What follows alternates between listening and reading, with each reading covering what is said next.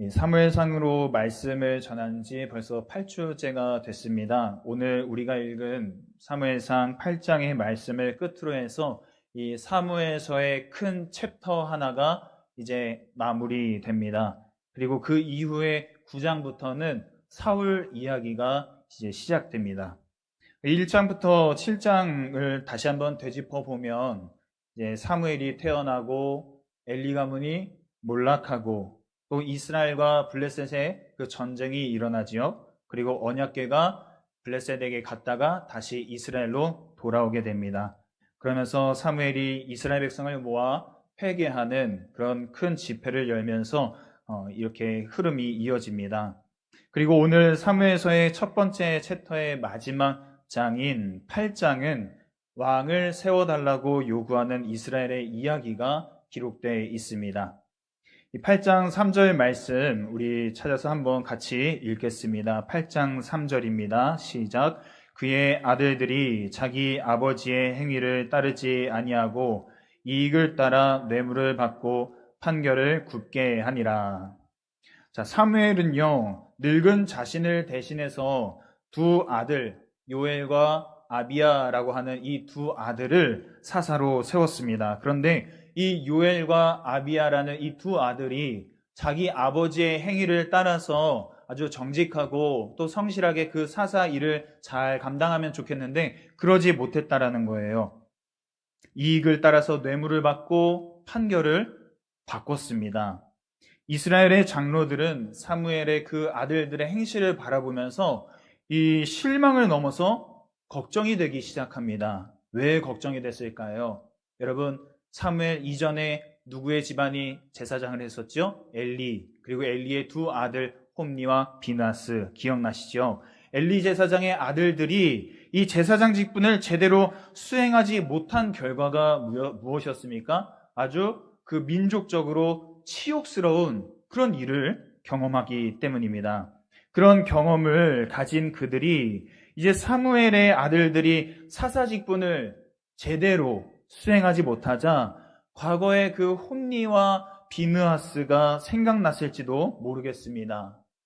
이것이 이스라엘의 장로들이 왕을 세워달라고 요구한 표면적인 이유였습니다. 그러나 그들이 왕을 세워달라고 요구하는 진짜 이유가 또 이렇게 따로 나오는데요. 이스라엘이 죄를 지으면 하나님께서는 어떻게 하셨습니까? 이방 민족을 들어서 이스라엘을 치시고 이스라엘이 회개하고 돌이키면 그제서야 사사를 세우셔서 구원해 주시고 이 일이 계속 반복이 됐었죠. 그런데 눈에 보이는 왕은 어떨까요?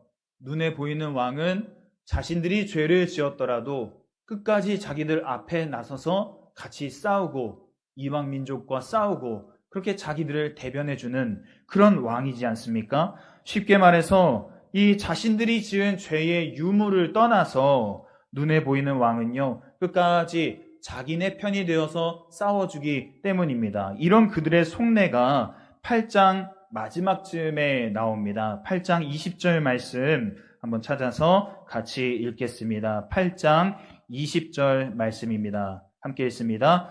우리도 다른 나라들 같이 되어 우리의 왕이 우리를 다스리며 우리 앞에 나가서 우리의 싸움을 싸워야 할 것이니이다. 자, 그들의 속내가 어찌 됐든지 간에 장로들과 백성이 이 사무엘을 찾아와서 하는 말은 이랬어요. 당신 아들들을 보니까 이제는 사사가 안 되겠어요. 사사 제도로는 안 되겠어요. 우리도 왕을 세워주세요. 이 말을 들은 사무엘은 어땠을까요? 그것을 기뻐하지 않았습니다. 왜 기뻐하지 않았을까요? 하나님이 계시는데 너네가 어떻게 왕을 세워달라고 요구할 수 있냐? 이래서 기분이 나빴을까요? 그렇지 않았어요. 6절 마지막을 보시면요, 이렇게 이야기합니다. 8장 6절 마지막에 사무엘이 그것을 기뻐하지 아니하여 여호와께 기도하매라고 했어요. 그리고 7절 말씀을 보시면 하나님이 사무엘에게 하시는 말씀인데 이렇게 말씀하시죠. 이는 그들이 너를 버림이 아니오 라고 말씀하세요. 그러니까 6절과 7절 그 사이에 사무엘이 하나님께 기도하는 내용이 지금 빠져 있습니다. 기도하는 내용이 빠져 있지만 우리는 하나님께서 사무엘에게 그들이 너를 버림이 아니다라는 이 말을 통해서 사무엘이 하나님께 뭐라고 기도드렸는지 짐작해 볼 수 있겠죠. 하나님, 제가 어려서부터 오늘까지 이스라엘을 위해서 밤낮으로 뛰어다니며 헌신했는데 이제 저들이 내가 늙었다고 물러나라고 합니다. 하나님, 내 아들들이 잘못은 했지만 내가 그동안 저들의 것을 빼앗은 적이 없고 속인 적도 없고 압제를 하거나 뇌물을 받은 적도 없는데 근데 저들이 물러나라고 합니다. 하나님, 제가 너무 속상합니다. 너무 불쾌합니다. 너무 슬픕니다. 그러나 하나님이 사무엘에게 이렇게 말씀하시는 거예요. 사무엘아, 백성이 너한테 한 말을 다 들어줘라. 저들이 너를 버리는 게 아니야. 너한테 물러나라고 하는 게 아니야. 나를 버리는 거야. 나한테 지금 물러나라고 얘기하는 거야. 8장 7절과 8절에서 하나님이 이스라엘이 나 하나님을 버렸다라고 재차 말씀하시면서 강조하십니다. 버렸다라는 말을 쓰세요. 버렸다. 이 버리다라는 이 히브리어는요, 마수라는 단어인데 내쫓다, 거절하다, 버리다 이런 뜻입니다. 그래서 이 구절을 직역하면 내가 왕으로서 통치하는 것을 거절한다라는 뜻이에요. 이스라엘 백성이 나 하나님이 왕으로 통치하는 것을 거절하고 있다라는 것이죠. 그러니까 장로들과 백성의 요구는요, 왕이신 하나님을 내쫓는 것과 다름이 없는 사실상 영모에 해당하는 요구였던 겁니다. 그런데 7절, 8절의 분위기가 9절의 분위기랑은 조금 다릅니다. 9절은요, 백성들의 요구를 들어주고 이 왕정 제도를 가르쳐라 라고 긍정적인, 긍정적인 분위기의 어떤 말씀이 나옵니다. 9절 말씀입니다. 그들의 말을 듣되 너는 그들에게 엄히 경고하고 그들을 다스릴 왕의 제도를 가르치라. 자, 여기서 엄히 경고하고 라는 거는요, 이중으로 하다, 반복하다, 강하게 말하다 이런 뜻입니다. 반복해서 이중으로 강하게 말을 해라. 그럼에도 9절에 드러나는 하나님의 반응은 어떻습니까? 대체로 이 이스라엘 백성들이 하는 요구를 담담히 지금 받고 계세요. 왕을 세워달라는 요구는요, 사실상 하나님을 그 왕의 자리에서 쫓아내는 그런 요구인데 하나님은 왜 이렇게 담담하게 들어주고 계실까요? 아이들이 부모에게 어떤 요구를 하지 않습니까? 어떤 요구를 할 때 그 요구가 내용적으로나 또 시기적으로나 방법적으로나 좀 옳지 못해도 지혜롭지 못하면 어떻습니까? 부모들이 처음에는 안 돼, 아직 아니야 이렇게 이야기하시죠. 그럼에도 아이들이 계속 요구하면 부모는 어떻습니까? 그 부모는 조건을 걸어서 그 요구를 들어주거나 마지못해서 허락해 줍니다. 이 내용적으로, 시기적으로, 방법적으로 아닌 걸 알면서도 아이와 타협하는 거죠. 하나님도 지금 이스라엘 장로들과 백성의 요구가 좋지 못하다는 걸 아시면서도 타협하고 계십니다. 왜요? 그들을 사랑하시기 때문에 주시는 은혜의 타협인 겁니다. 만약 이 장로들과 백성들이 우리 이제는 하나님이 아닌 저 블레셋의 바알 신을 섬기겠어요. 아세라 신을 섬기겠어요. 더 이상 하나님 섬기는 거 복잡해서 못 섬기겠어요. 이랬다면 어땠을까요? 하나님이 거절하셨을 거예요. 단칼에 거절하셨을 거예요. 그렇죠. 사무엘은 물론이고 하나님께서 절대 타협하지 않으셨을 겁니다. 그러나 장로들과 백성의 요구는 그런 죄와 완전히 직결된 요구가 아니었습니다. 비록 그들의 요구를 하나님께서는 하나님인 나를 버리는 요구다라고 생각하셨지만 이 죄와 직결된 요구가 아닌 이상 하나님께서 그들의 마음과 의도를 사랑으로 헤아려 주셨던 거예요.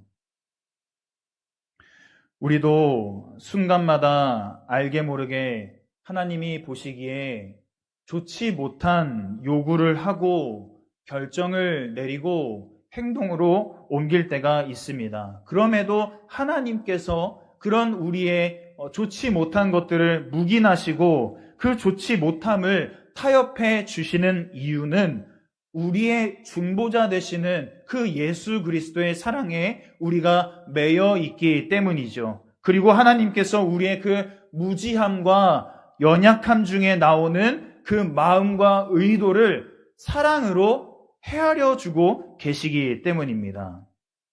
그러므로 여러분, 하나님께서 우리를 사랑하심으로 은혜의 그 타협을 베풀고 계시니까 우리는 어떻게 해야 될까요? 오늘 우리는 그 은혜의 타협을 받은 우리는 어떻게 해야 할까요? 오늘 우리도 성도 간에, 가족 간에, 또 만나는 사람들 속에서 상대방의 그 마음과 의도를 사랑으로 헤아려주고 또 은혜의 타협을 실천하는 것이 옳지 않겠습니까?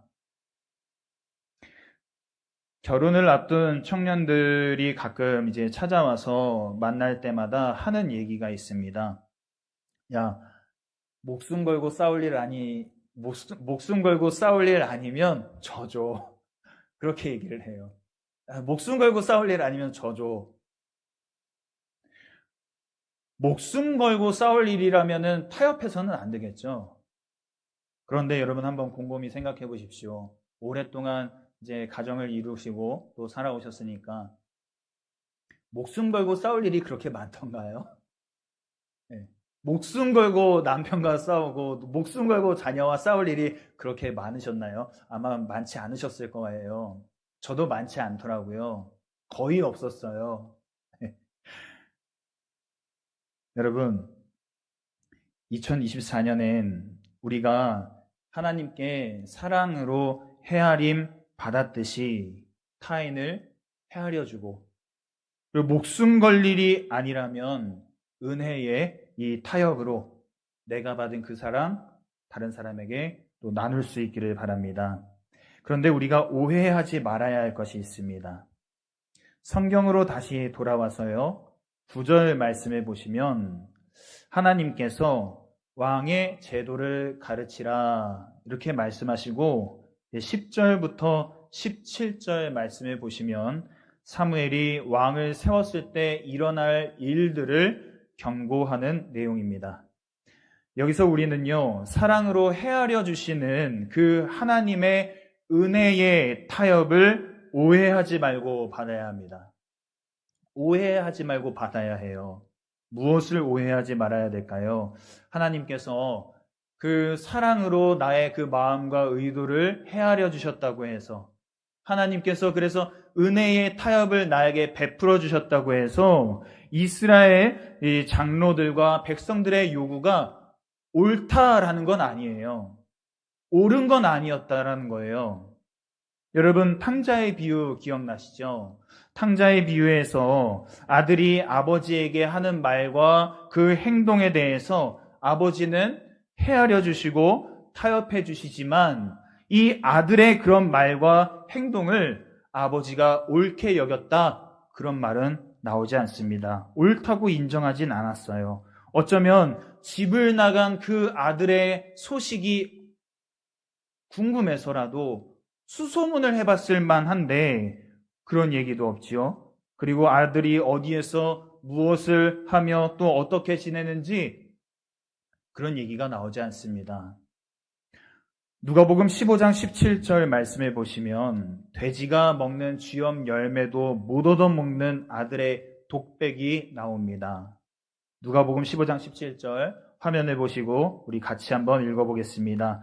이에 스스로 돌이켜 이르되 내 아버지에게는 양식이 풍족한 품꾼이 얼마나 많은가. 나는 여기서 주려 죽는구나. 자, 개역개정은요, 이에 스스로 돌이켜라고 번역을 했는데 이 다른 성경들을 다 찾아보면 이 부분을 이렇게 번역합니다. 그제서야 그는 제정신이 들었대요. 정신 차렸대요. 그제서야.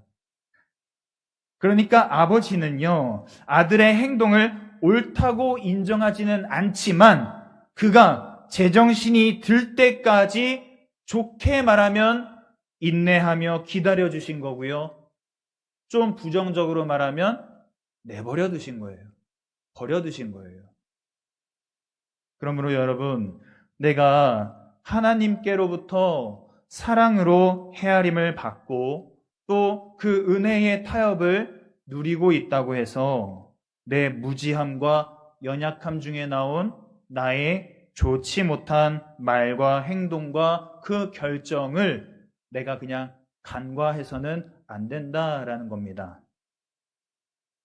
이스라엘 장로들과 백성들의 요구가 얼마나 좋지 못한 요구였는지 사무엘 역시 간과하지 않고 끝까지 그들에게 경고합니다. 8장 18절 말씀 우리 함께 읽도록 하겠습니다. 8장 18절입니다. 그날에 너희는 너희가 택한 왕으로 말미암아 부르짖되 그 날에 여호와께서 너희에게 응답하지 아니하시리라 하니. 자, 여러분, 우리가 간과하지 말아야 할 것이 무엇이 있을까요? 성경대로 우리가 간과하지 말아야 할 것이 참 많지만 오늘 본문의 이 사건을 중심으로 해서 봤을 때 간과하지 말아야 할 것이 있습니다. 우리의 왕의 자리를 하나님이 아닌 다른 것으로 채워서는 안 된다라는 것이죠. 썩어 없어질 것으로 그 왕의 자리를 채워서는 안 된다라는 겁니다. 여러분의 왕의 자리엔 지금 누가 무엇이 앉아 있습니까? 디모데후서 3장 2절은 이렇게 말합니다. 사람들이 자기를 사랑하며 돈을 사랑하며, 또 이어서 4절은 이렇게 말하죠. 쾌락 사랑하기를 하나님 사랑하는 것보다 더하며. 사람들이 자기 자신을 왕의 자리에 앉히고 돈을 왕의 자리에 앉히고 또 쾌락을 왕의 자리에 앉힌다라는 거예요. 만약 우리도 왕이신 하나님이 앉으셔야 할 그 자리에 썩어 없어질 것을 앉힌다면 우리는 오늘 사무엘이 우리에게 들려주는 경고를 잘 새겨 들어야 합니다. 그날에 너희는 너희가 택한 너희 자신으로 말미암아 부르짖되 그날에 여호와께서 너희에게 응답하지 아니하시리라. 그날에 너희는 너희가 택한 돈으로 말미암아 부르짖되 그날에 여호와께서 너희에게 응답하지 아니하시리라. 그날에 너희는 너희가 택한 쾌락으로 말미암아 부르짖되 그날에 여호와께서 너희에게 응답하지 아니하시리라. 사랑하는 성도 여러분, 그리고 우리 청년 여러분, 2023년 하나님을 왕으로 잘 모시고 살아오셨습니다. 이제 다가오는 2024년 그때에도 하나님만 왕으로 모시고 하나님께서 옳다, 야, 그거 참 옳다라고 여기시는 일만 우리가 전심전력하는 우리 모두가 될 수 있기를 간절히 바랍니다. 오늘 말씀 기억하시면서 함께 기도하겠습니다. 말씀 기억하시면서 함께 기도하실 때에 하나님, 지금까지 내가 무지하고 미련하고 어리석음에도 불구하고 나의 말과 나의 생각과 또 나의 결정과 나의 태도와 행동들을 주님께서 사랑으로 헤아려 주셔서 감사합니다. 하나님, 그러나 내가 정신을 차리고 하나님이 옳다 여기시는 것을 행하며 살아가는 삶으로 인도하여 주시옵소서. 그렇게 우리 같이 통성으로 기도하며 나아가겠습니다. 하나님 감사합니다. 올 한 해도 주님께서 저희를 긍휼히 여겨주시고 또 우리의 무지함과 연약함과 또 나태함 속에 우리의 잘못된 행실과 또 말과 생각들 그 모든 것을 주님께서 긍휼히 여기시고 또 사랑으로 헤아려 주시고 은혜의 타협을 우리에게 허락해 주시니 하나님 부끄러움 중에도 감사합니다. 주님, 우리가 그 부끄러움을 알고 하나님 이제는 정신을 차리고 하나님이 옳다 여기시는 일을 감당하며 살아갈 수 있도록 인도하여 주시옵소서. 하나님이 정말로 기뻐하시는 일을 하나님이 선택하고 하나님이 정말 원하시는 일을 하나님이 원하시는 그 자리를 지키며 살아갈 수 있도록 인도하여 주시옵소서. 하나님, 우리의 손과 발을 또 우리의 마음과 생각과 우리의 삶을 주님 앞에 올려드립니다. 주님께서 기억하여 주시옵소서. 주님 붙잡아 주시옵소서. 하나님, 우리의 왕의 자리를 주님 앞에 다시 한번 올려드립니다. 하나님, 다시 한번 주님 앞에 내어드립니다. 하나님, 다스려 주시옵소서. 우리의 왕, 우리의 주 하나님, 하나님께서 우리의 삶을 다스리고 우리의 삶을 인도하실 때에 주님께서 우리에게 베풀어 주시는 그 놀라운 것들을 날마다 경험하며 먹고 마시며 누리며 주님께 영광 올려드리게 하시고 많은 사람들에게 그 은혜를 나누고 베푸는 저희들의 삶이 되도록 인도하여 주시옵소서. 하나님 감사합니다. 오늘도 주님께서 저희를 이 자리로 인도하시고 또 주님의 말씀으로 저희를 먹여주시니 감사합니다. 하나님, 알게 모르게 또 우리의 무지함 속에서 나오는 좋지 못한 행동들, 또 좋지 못한 말과 생각과 그 선택들 주님께서 긍휼히 여겨주셨는데 하나님, 우리가 그 긍휼함을 입었다고 해서 주님의 그 아픈 마음을, 주님의 그 속타는 마음을 간과하지 않게 하시고 2024년에 하나님 더욱더 성숙한 모습으로 더욱더 성결한 모습으로 주님을 섬기며 교회를 섬기며 또 이웃을 사랑하며 살아가는 저희들 되게 하여 주옵소서. 감사드리며 예수님 이름으로 기도드립니다. 아멘.